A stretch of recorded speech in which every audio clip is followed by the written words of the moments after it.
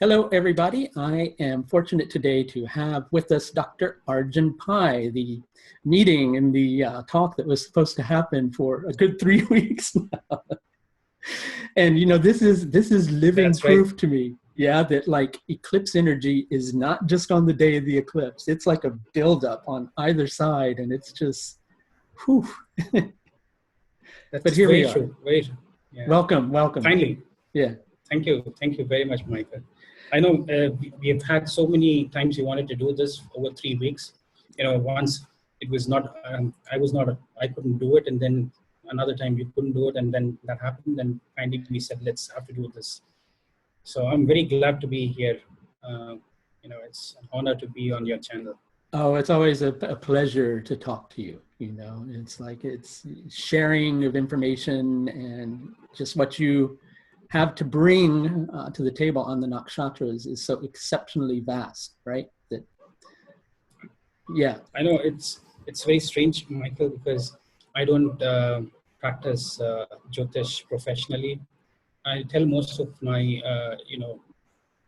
people who study from me and learn from me is that I couldn't be a good astrologer, definitely not. But I love to be an investigator, researcher, and try to bring whatever I learn, very little whatever I learn, I want to come and share it with people. So that's what keeps me. So and that's the only reason why, Michael, I feel I can talk about various themes, is because I'm not only fixated myself onto Jyotish, and that is what is I wanted to talk to you today discuss about a completely different theme, which would be very interesting. It's going to be a discussion. I'm sure we're going to do this, and I've never done this before with anybody. Well, I'm honored that you decided to talk about it here today. And what Dr. Pai has to share with us is some information on connections from deities from other pantheons and their relation to nakshatras. And it's interesting that you mentioned that too, because it opens up a whole other area of potential research. I mean, myself, in the past, decades ago, read the series of books by Joseph Campbell on mythology, on collective mythology, right? And so all mythologies seem to share a common theme. But for me, it also opens up another question too, as to the origins of astrology, the origins of astrological thought, where all of this comes from, right? And we can always dig deeper and deeper and deeper, and we find another source. And so I'm not necessarily saying nakshatras come from Egyptian thought, or saying that, the Egyptians took from Vedic thought, or saying one or the other, but it's interesting that we find all these interconnections. So I'll stop my blabbing and I'll let you take over with sharing this information with us. Yeah. So, Michael, what I thought is the way I started studying about nakshatras a few years ago is I used to observe people and observe certain few rituals and events that are happening around me, and also the places that I visit. So all of these kind of resonate with certain nakshatras. That's what I found out. I'll give you an example. Whenever it was Halloween, night, and I went to a Halloween party, invited by friends, I would be very, very, I would observe very closely what are the sort of themes and what are the sort of costumes these people wear, right?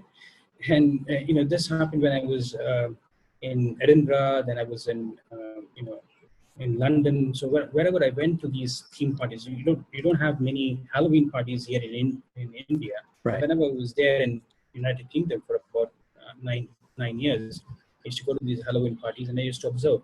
And then once I started observing the costumes, I was very inquisitive to see what if they have any planets specifically in specific nakshatras. Right. That was how I started studying and connecting nakshatras. with the costumes that they wore. And surprisingly, what I found is many of those who wore costumes of, the dead man, zombies, vampires, had some planet associated with either Bharani or Magga. Right. Because they both have a death connotation. Yes. Exactly. Yeah. So, because Magga is associated with Pitris, or your ancestors and your forefathers, and Bharani is associated with Yama, the god of death. Right. So that was something which triggered saying that, we need to observe these themes or these things which are happening around you very closely, and you get to see you get to understand these nakshatras much better. They come to life because you're seeing them in life. Yes. Exactly. Yeah. And then, interestingly, I started studying more about Magga Nakshatra, Bharani Nakshatra. And then somehow I started seeing more themes of Egypt coming in with these two nakshatras. I saw many Egyptologists who are associated, archaeologists in relation to Egypt. We're also having some planets in Magga or an Ashlesha or a Puro Phalguni, or even a Bharani.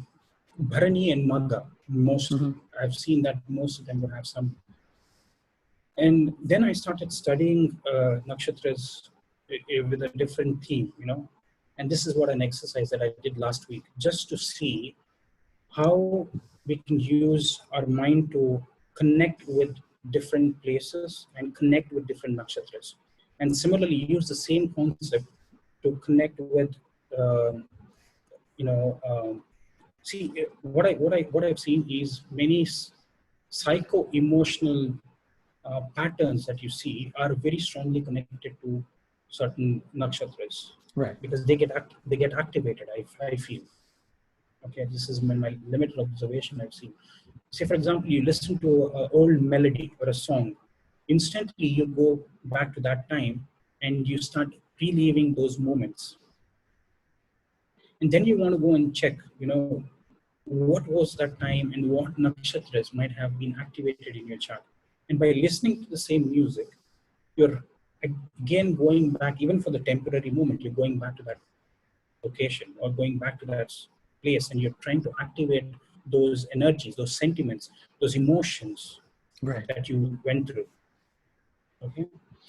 So, and similarly, what I've seen is whenever we visit certain specific historic places, archaeological sites, then I've seen that you again start connecting with specific nakshatras. So let me just show you a kind of an exercise that I did just last week with my students. We internally have a group where we discuss a lot about nakshatras, and I did this to see, let us see how people perceive different monuments. Okay, so let me start by sharing my screen here. Okay, can you see my screen? Yes, definitely. Yes. Okay. Now, I just put images. Okay. So I put this image of the Great Wall of China. And so I would like to ask you, Michael, what nakshatras immediately pop up into your mind when you see this image of the Great Wall of China? There are no right or wrong answers. It's just no, of course. Of course. It was interesting because it just, well, I know why it popped into my mind now. I thought Vishaka. Probably because my eyes went straight to that archway. Wow. Do you know what I mean? And I don't know why that came into mind either, but it just came into mind, and I was going, Vishaka. Wow. Yeah. So this is the key, Michael, because everybody has a different perception of looking at anything which is happening around them. Right. And I'm just posting here some of those responses that I got from various people in my group.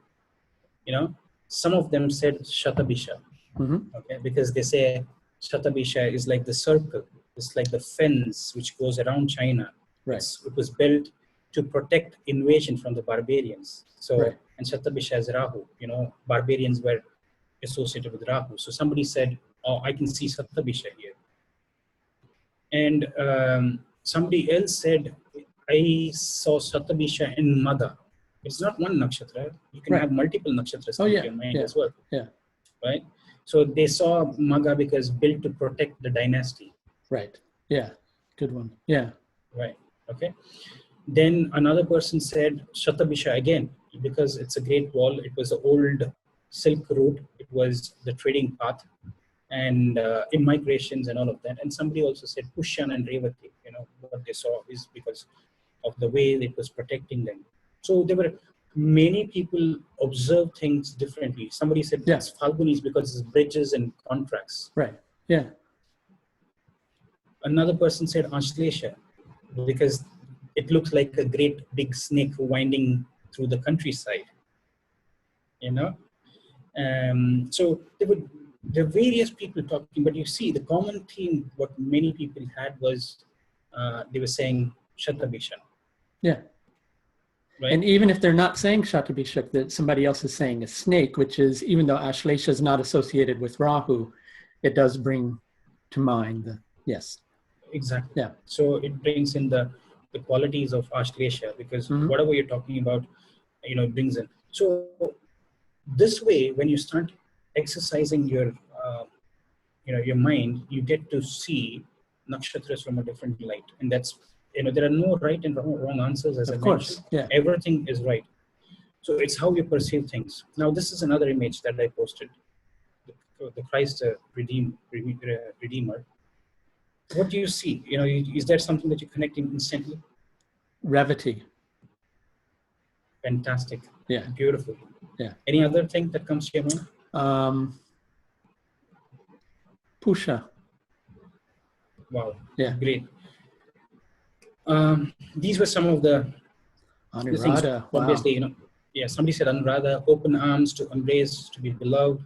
Somebody said it's so Vishaka, and somebody said Revati. Many of them said Revati.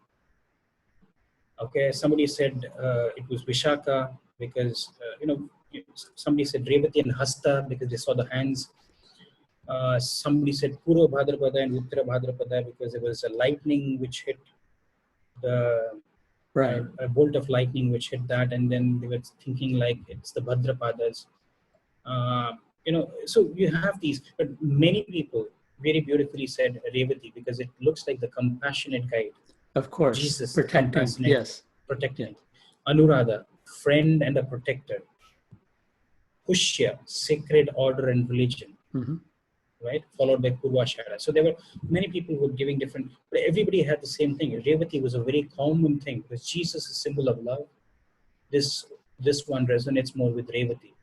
Right. But there was one person who said it resonated with Punarvasu because it's Redeemer, the Christ, of course, sent by our Father in heaven to save our souls. So you could see those many themes which are, when you discuss about themes in nakshatras, instantly you start lighting up those small things about nakshatras.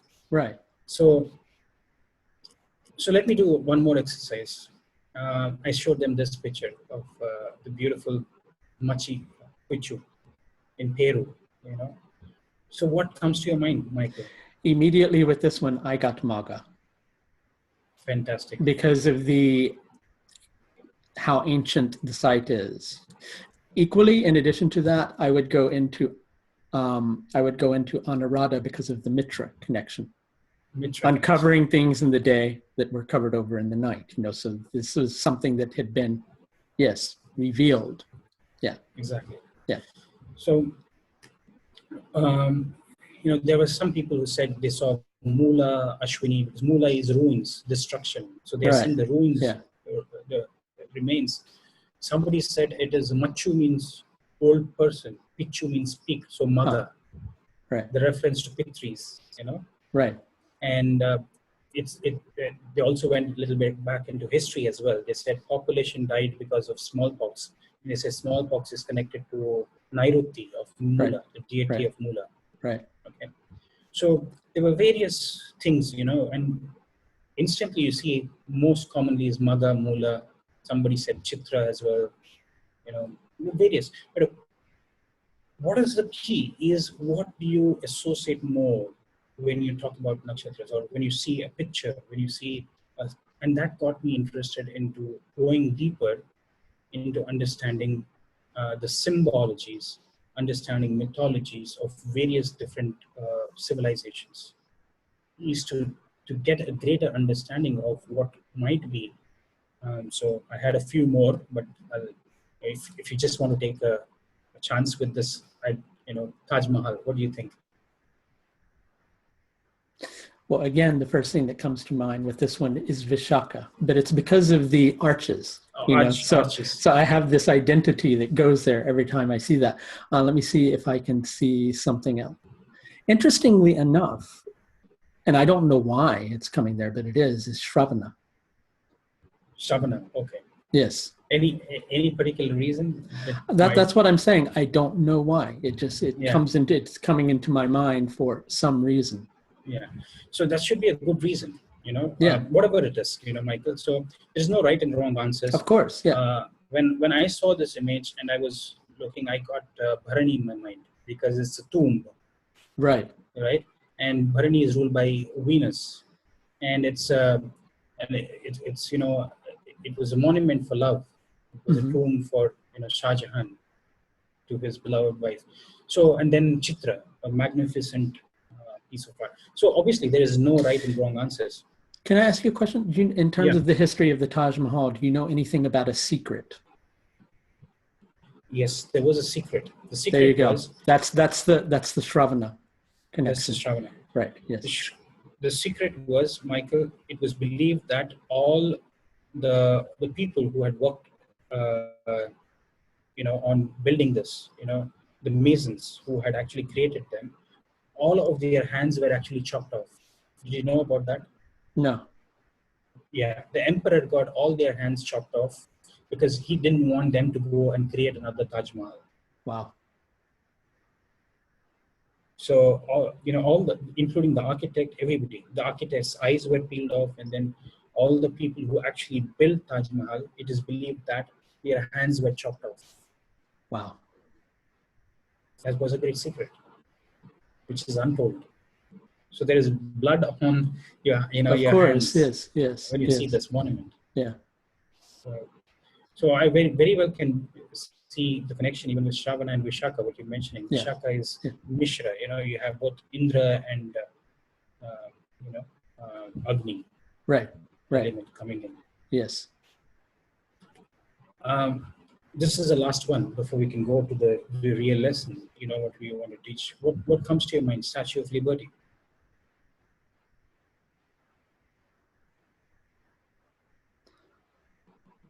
Again, this is another one of those that I don't know why. Maybe it's because it's liberty. The thought that popped into my mind was Swati. That was the same thought many of them had. Yes, right. Swati it's about independence, isn't it? Yeah. But and you know what else too? Are you familiar with the basis above and basis below with all the nakshatras? Isn't there one with moving in various directions with Swati? Yeah. Yep. There you go. And it's the base with the exactly shaped like a Pradvamsha compass. Shakti. Yeah. Pradvamsha Shakti. Right. So that's a beautiful thing, So Swati was immediately that came up in the mind for many of us. But this is just to get you started. This was the warm up, before we can actually go into the lesson. Now, whenever I started nakshatras and I started connecting with and understanding about these archetypes of Egypt, this was an archetype which I instantly connected with. And there were actually two archetypes. One was an Indian archetype. Another one was this archetype, which was called as Dyehuty. Right. Or there's another name I think it's called Thought. I don't know how to pronounce that. It's called Thought. I think you pronounced it correctly. Correctly, okay. Yeah. But Dyehuty. Now, I don't know why. Maybe 2.5, 3 years ago, I started meditating on Dyehuty and Brahma. Okay, and my meditation went very deep into this. And then I realized what got me more interested into nakshatras and going to the depth of nakshatras. So I knew nakshatras only very superficially. I didn't know nakshatras in greater detail. But when I opened up to this deity, the archetype, then I realized, Dyehuty was the god of knowledge. He's also the god of moon. Mm-hmm. They say he's god of wisdom, alphabets, thought, intelligence, meditation, mind, logic, right? Magic, secrets, mystical. There was something mystical. And spell scribe. They say many of the scribes and writing was associated with it. So when I started doing these meditations on these archetypes, a lot of insights.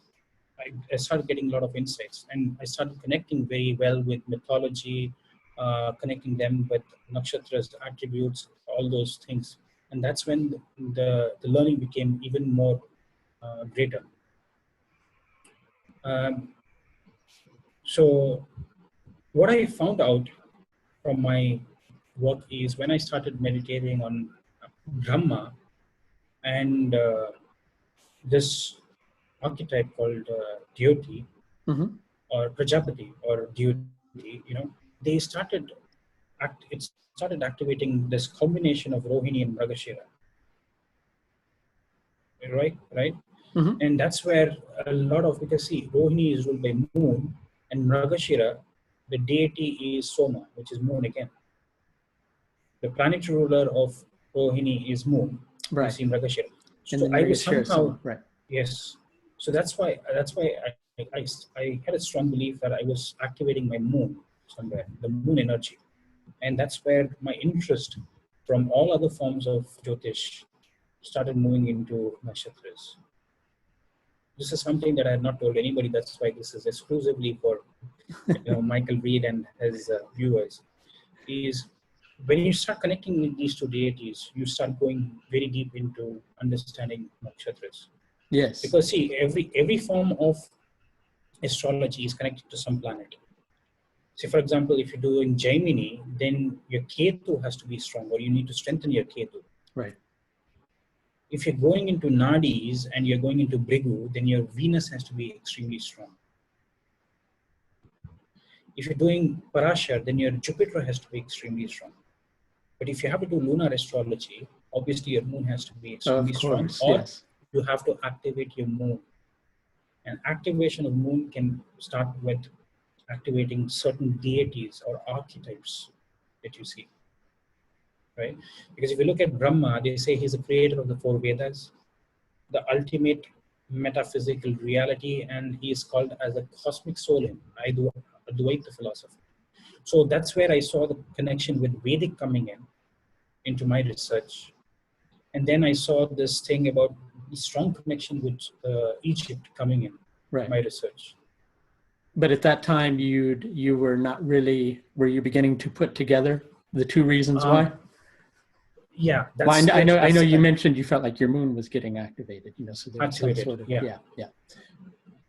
Because by that time, I was all over the place. I was like I would still say like a rudderless boat, because I had a jab at everything. I'd done Parashara, I'd done KP. I started with KP. I couldn't understand KP very well, so I gave up on KP. Maybe I didn't go through a guru, because I just wanted to read it from books and self-learn or self-study. So KP was not, I didn't understand KP. Then I went to Parashar. From Parashar, I went into Nadi astrology, Bhrigu specifically. Then I went into Lal Kitab for some time, studying Lal Kitab in greater detail. Right. Then I done a little bit of Gemini as well, very basics of Gemini. I did a course, with K.N. Rao Saab, a 3-day seminar on Gemini. So it got me into Gemini and all of the. But till then, I hadn't found a strong foothold in any form of astrology. But when I started doing this, I don't know why, once I moved into nakshatras, I never went back. Although all these other systems are helping me today because they're all complementary. Right.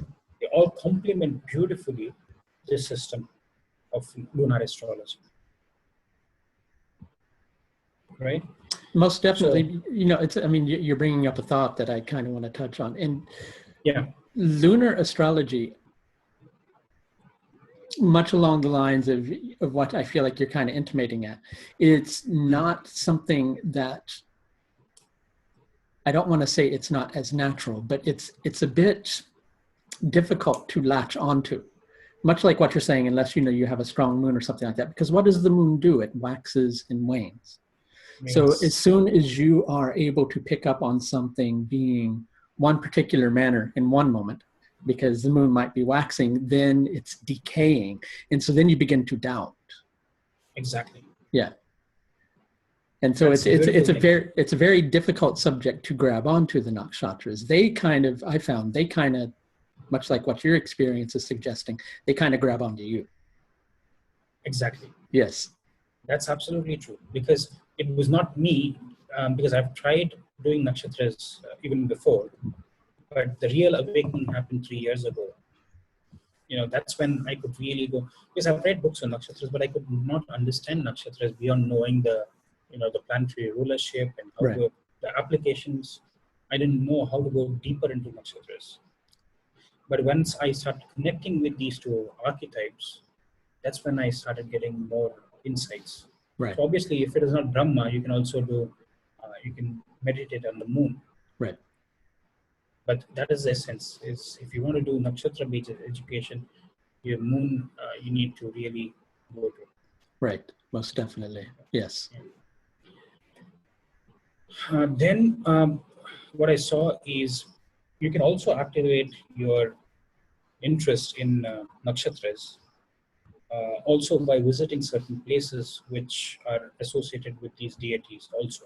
Mm-hmm. Because I've seen that, I visited Pushkar. Pushkar is in India. That's the only temple for Brahma that is there for worship. Right. It's called Pushkar in India, in Rajasthan. And then there is this place called Hermopolis in Egypt, which is believed to be where, the archetype of thought or Dyehuty is supposed to be very active. Right. So going to these places can also activate certain things in you. So I've not been to Egypt, but I will definitely go to Egypt someday, because that's where you can connect more closely with some places you connect very easily with. Right. That could be a good reason for that, and that's why you might want to go deeper and understand why you want to connect with certain places, certain deities, certain archetypes. Yes. Now I'm going to go a little deeper into understanding nakshatras, and also to show you the connection with the Nile and Egypt, right? Mm-hmm. Now look at the Nile Delta here. Okay, it's a kind of an inverted triangle, Nile Delta, right? So this delta signifies fertility. It's a very fertile piece of land, right? And it looks like an inverted triangle. And that instantly started connecting me to the Shakti of Bharani. Right. Okay. So because if you look at Bharani, it's like the inverted triangle. It's the yoni, which is the symbol. It's an inverted triangle. And many of the Indian astrologers also say this could be an inverted red triangle, because the color associated with Bharani is red. Right. And an inverted triangle signifies the yoni. And that's why they say you can invoke by placing a red triangle with you if you want to activate Bharani. Right? And this is the symbol of Shakti, Parashakti. Right. Right. The feminine energy, right. The inverted triangle. And you see this again, the place it's connected to fertility. So, Bharani can also be fertile. It's called Apah Bharani. Apah means water, right. and Bharani means to take away impurities. Right. cleansing, right? Those themes are very, very prominent. So I could see this connection. I talked about Bharani being very strongly connected to Egypt, and I saw them connected to also, the people wearing the costumes in Halloween. You could see that strong connection coming in here. Okay. Now, I also went a little bit deeper to see what is this connection with the tombs of the pharaohs, right? Now, when you look at Bharani in the Nile Delta, there is also a symbol for the alchemical symbol of air is, the symbol that you see here. Right. That's the straight triangle, right? And if you understand the pyramid, what was the purpose of the pyramid? It was nothing but it was kind of like prana, life force energy, and yama. Yama means control. Right. That's pranayama. Pranayama means which gives you the life force. Okay. Yama again is connected to Bharani, and prana is the life force, which is connected to Swati. So you can see that axis between, right opposite to Bharani in the zodiac, you see Swati Nakshatra. Right. So this axis is activating the life force. And that's why you can see that the pharaohs chose this as the symbol of their tomb, because that was activating those energies. And it was also believed that with the pharaohs, they were given the power over life and death. Exactly. You see, so yes. So you can see that Bharani angle coming in, exactly. Life and death. Right. Death and then again rejuvenation is rebirth. That's what they believed in. Right. So it is very strange to see that Bharani is associated with Artha. It is Venus. Okay. And if you make Bharani Nakshatra the Lagna, you would see Venus will rule the second house of Taurus. Okay. And the seventh house. Both are Maraka houses. Second house. That's interesting. And seventh house. Yes. That's why you can see Venus and the Bharani energy is connected to death and wealth. So you see the tombs were filled with gold. They were filled with jewels. They were filled with people. Whatever the king needed, the royalty to go with him. Right. So do you see this strong connection again with Bharani? When you most definitely. Yes. Yeah. Okay, the tomb of the dead is again Bharani. Of course, and, yes. And also Yama being very similar. There's a particular deity whose job it was to us. Oh, come on, brain. I'm not getting the name of it. The hound deity. What was his name? Anubis, is it? Anubis, yes. Anubis. Yeah. Yeah. The hound, beautiful. So you can see this this connection again with those deities of Egypt, Anubis, and then Yama, Bharani energy. Again, all these tombs were to energize the souls which were being kept there. The bodies were mummified; they were preserved. There's a preservation thing coming in here as well. Okay, so this is what I've seen with symbology. Symbology is very, very important. And you need to understand what these architectural marvels are doing there and what energies or what nakshatras they potentially might be connecting to. Right. Because that's when you understand life much better. That's when you try to connect with going to these energy vortexes. There's something about certain places because I've always seen I've never been to this place, but Kapil always mentions about Sedona. He says that's where he feels a lot of energy. Right. The vibrations, it's an energy vortex. It opens up, it opens you up. There are certain nerve centers which might be linked to certain monuments very strongly, which when you go to that places, it just opens up certain nerve cells.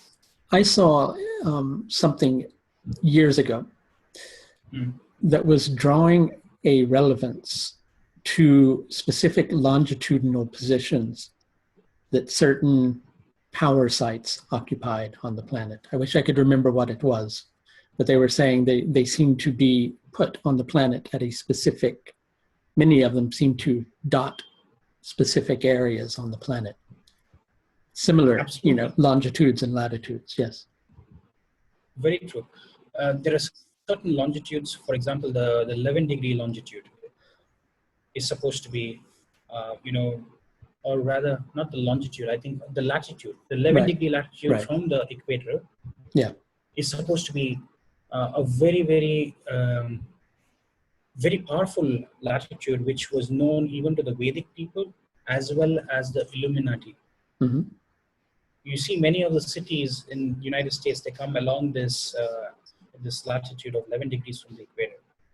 Many of the Shiva, the most important Shiva centers were all operating at 11 degrees. And that's interesting because the Titi Ekadashi and the connection with Rudra as well too. That immediately popped into my head, yes. And then also the Ekadasha Rudras, which is 11 Rudras. Right. There you go. 11 Rudras that you talked about. Yes. Again. And what people found out is that the centrifugal energy at these latitudes across the globe, okay, they actually are aligning you, because see, the earth is tilted by a certain degree. Yes, yeah. So because of the tilt, when you go to 11 degrees latitude, not longitude, latitude, right, you believe that you are completely perpendicular to the earth. So which means you are completely aligned. Your mind, so your energies are much more aligned with the earth and with the celestial objects. You're completely perpendicular. Right.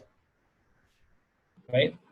Because of the slight tilt that you see with the Earth's axis. Yes. Yeah. So similarly, there are other degrees as well. There are 33 degrees. There are latitude. Right. Many of the secret societies knew about these longitudes and these latitudes. And also, very surprisingly, there was some research which was being done by certain archaeologists, which you find that all the pyramids across the globe are somehow linked across a single axis. Right.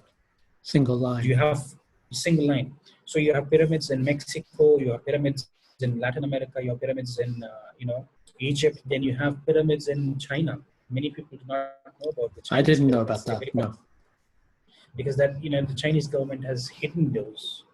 And they're not, many of these pyramids have become military bases.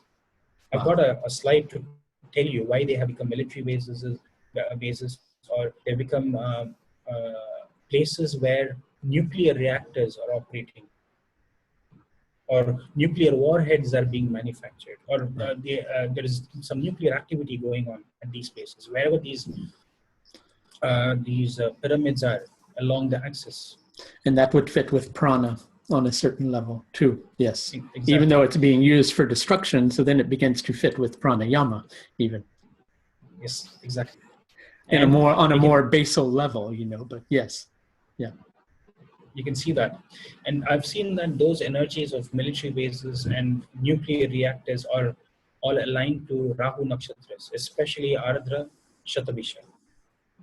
This hidden secret, the civilian missions of nuclear reactors might be associated with, Ardra, but what is hidden, they might be Shatabisha, because of the wheel that you see, right? Right.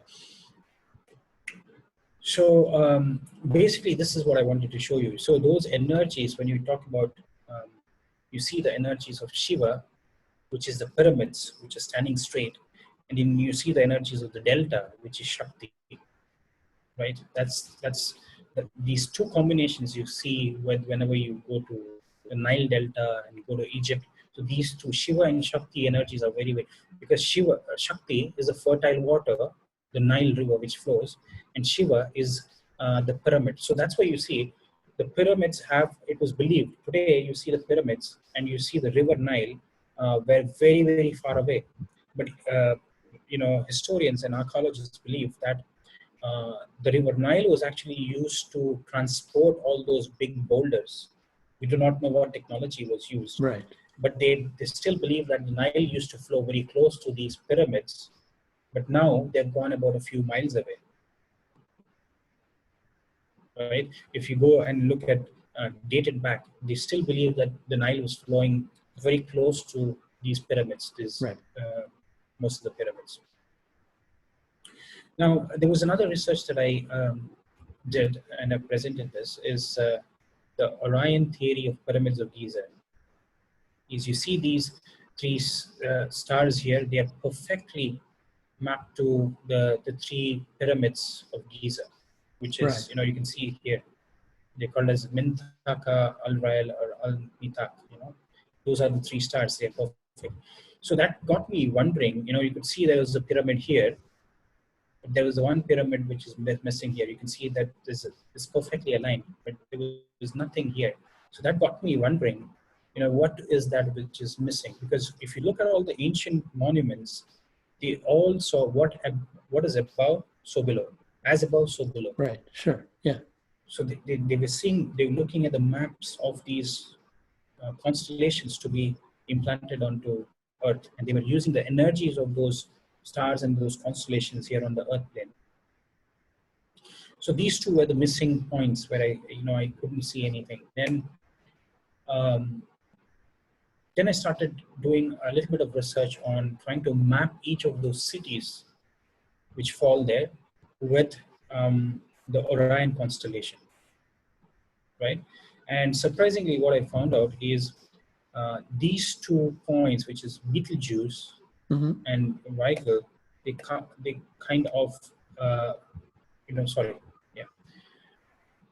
they started, Rigel was Abu Ruwash, the city of Abu Ruwash, and Betelgeuse was, perfectly matching with a city called as Zawiat al-Aryan. And these 3 things are the Giza. These 3. Right. Those. Right. Yeah, those 3, which are the 3 famous pyramids in Giza. And also you can see the Sirius, which is Heliopolis. It was the city of Heliopolis was aligned with the star of Sirius.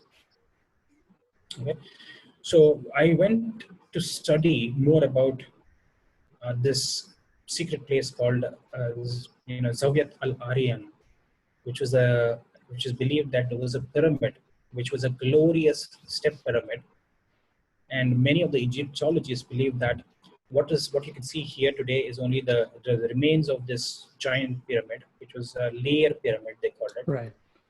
But today it's it's actually a military area. It's a restricted area for use by military. It's a military base. And what you see, it was called as a necropolis. A necropolis is a giant cemetery, a city of the dead, right? And that was perfectly aligned to Ardra Nakshatra. Betelgeuse is the star which is associated with Ardra. Right. So you can see all those qualities of Ardra, destruction, necropolis. Ardra is connected to military bases. Ardra is connected to some nuclear activity going on. So it's a secret base because there might be something what we do not know is happening there. So although there is the monument there, in the maps, they do not show these monuments. Right. Because they want to keep it secret. Yes. Secret. So can you hold 1 second? Just 2 seconds. Sure. Yeah.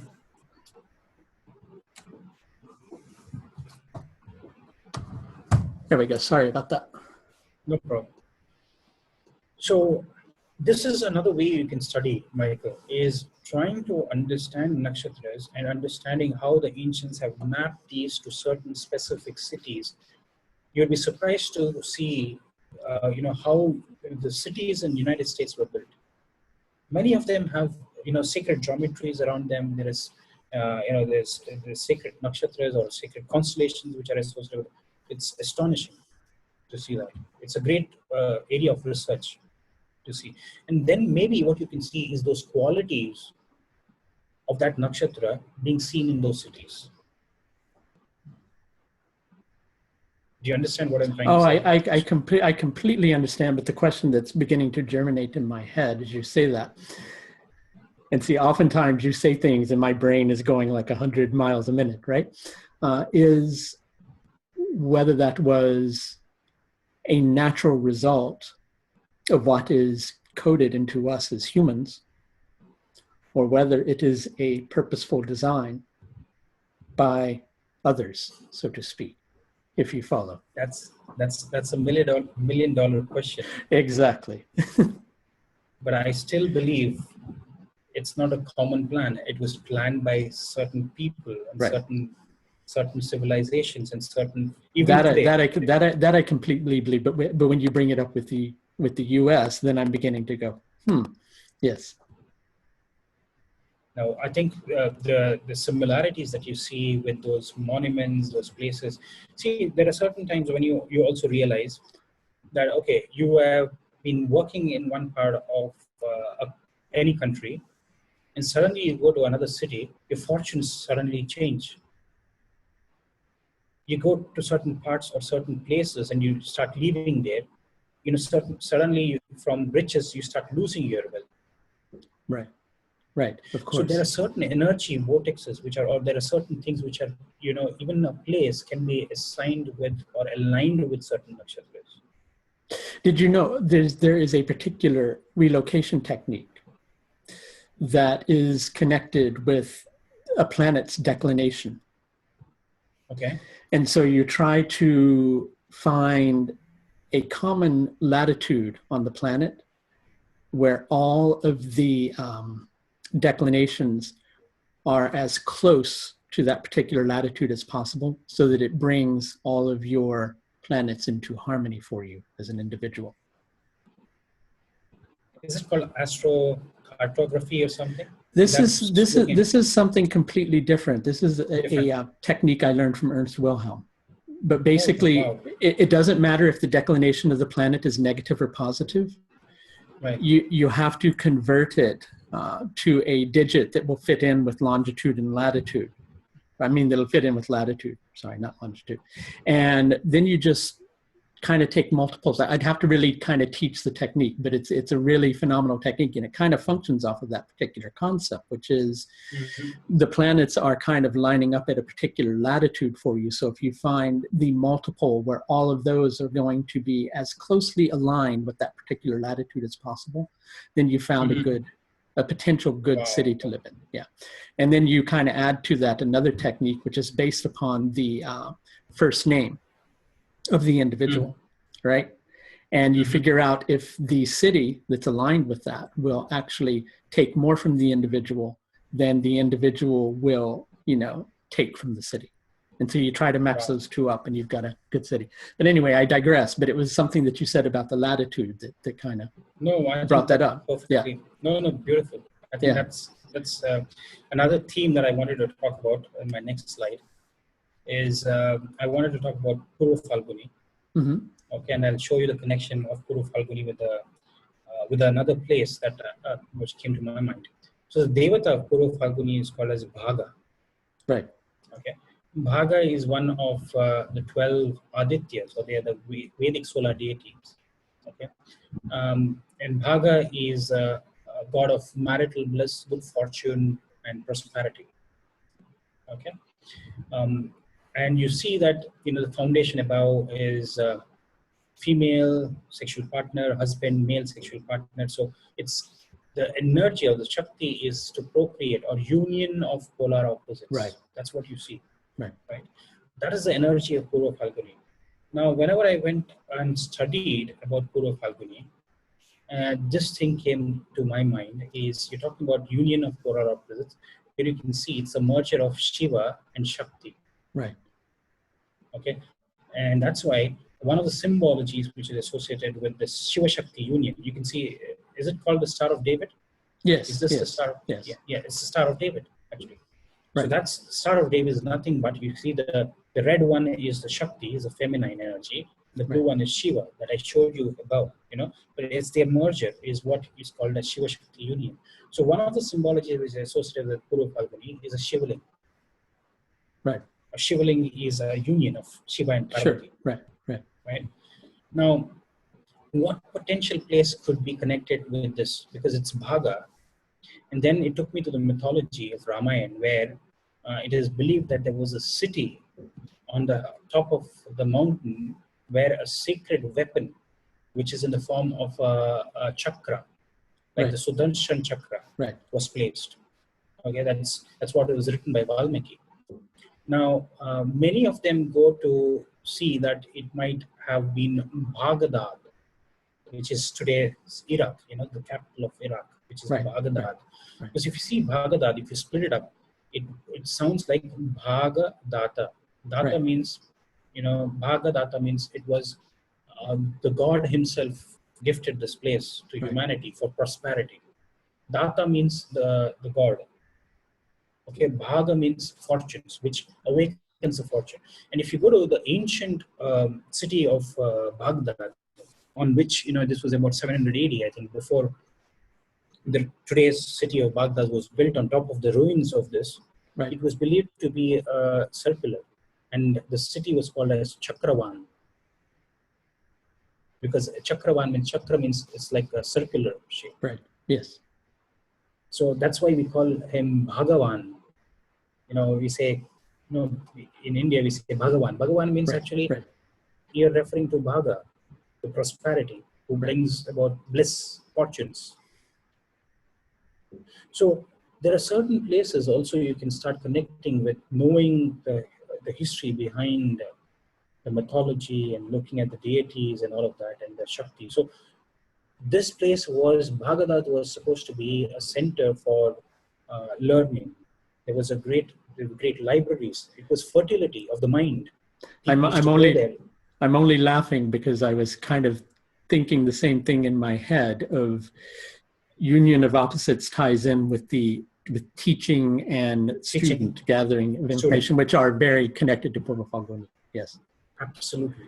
So that's how you can now see the themes emerging. So where you have universities, where you have parliament houses, where people meet with the leaders, is that meeting place could also become Purva Phalguni. So you see some themes which are emerging from that. Yes. Right. So another great thing which came to my mind was a Leo. Leo is like the lion, and then the great Sphinx of Giza. Right? And what does it kind of give you? It gives you the qualities, what I've seen more so. If you look at this, the great Sphinx today that you see, it's a female with a lion's body, like here, it's a female with the body of a lion, right? Yes. Now, the lion body is more like Maga, the principal star is called as, Regalis, which is Alpha Leonis. Right. So that is the body. And then you see the principal star is called Zosma of Purva Phalguni, which is Purva Phalguni is ruled by Venus. Again, it's the feminine energy of Purva Phalguni. Right. So you see Zosma, which is Delta. So this is more like, your Maga and your Purva Phalguni energies working together. So whenever you look at this monument, it instantly should bring you this. And it is strange that you see the body parts of Maga is nose, lips, and chin. And you see all of those seem to have been damaged because of, the nose seems to have been, chipped off or whatever. Because of, over time. Right. Yeah. Interestingly enough, if I may interject here, they believe that a lot of the erosion on the Sphinx is not wind erosion. They believe that it's water erosion. Water, really? Which the last time that water could have existed in that area predated 10,000 years ago, which brings the dating of the Sphinx back to a much earlier time.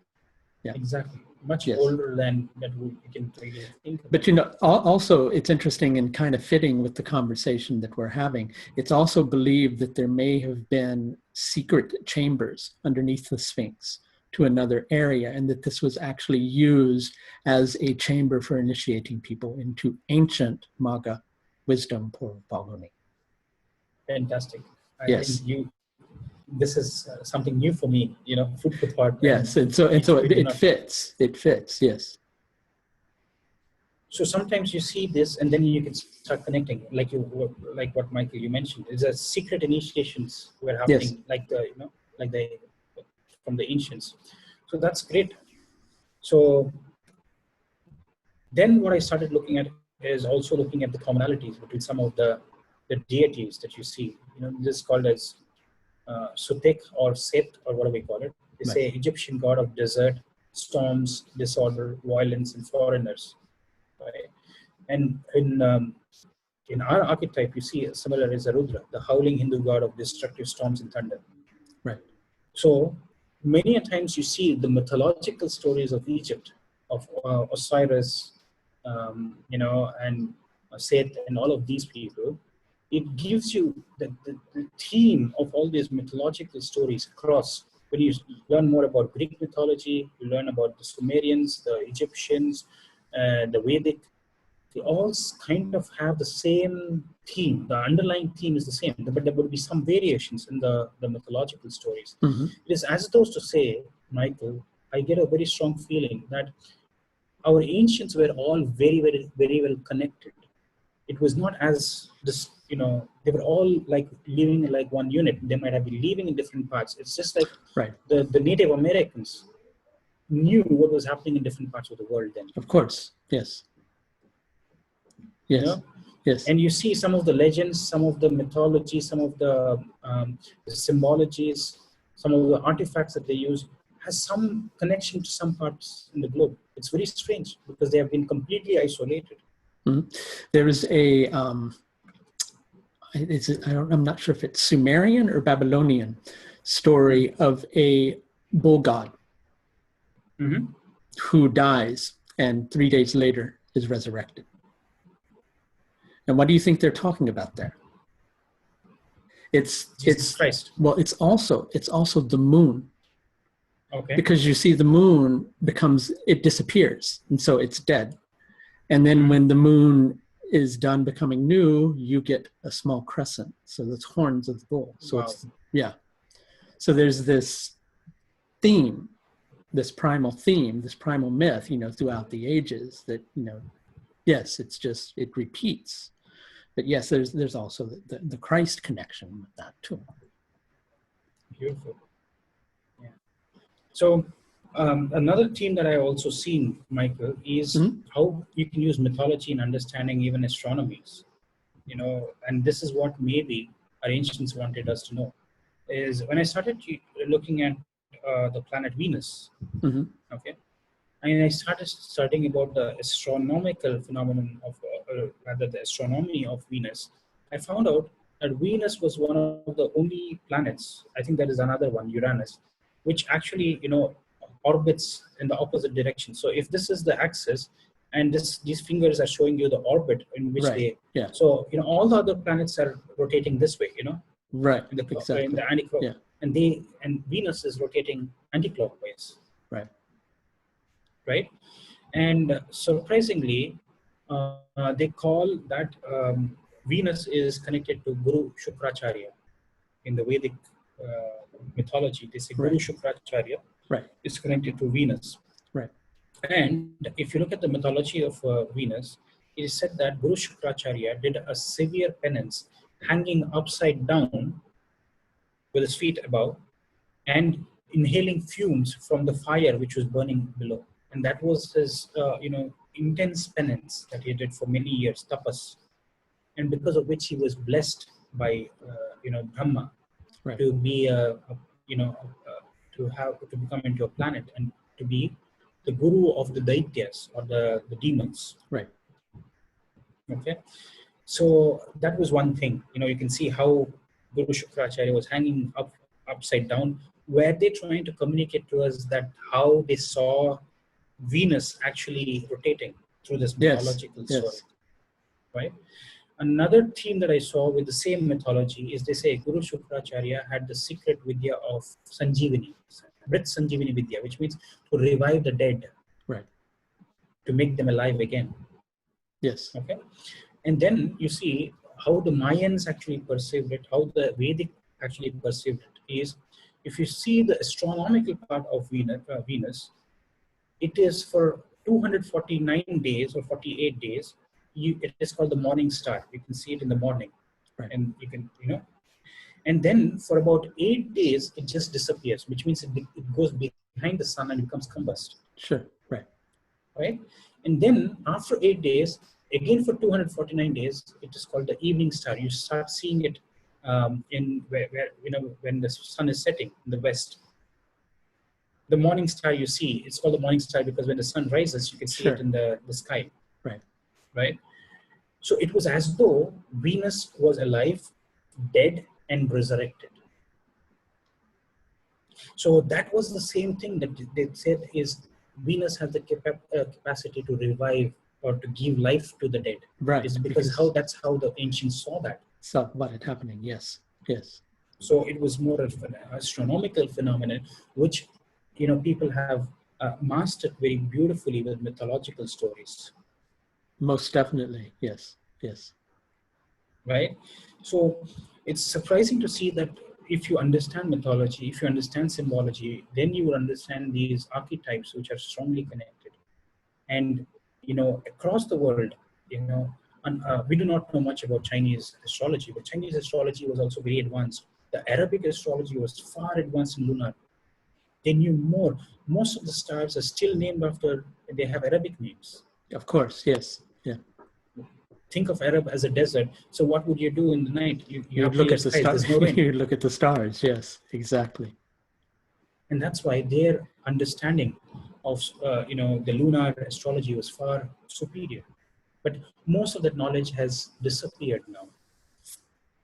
It's interesting while we're on this subject.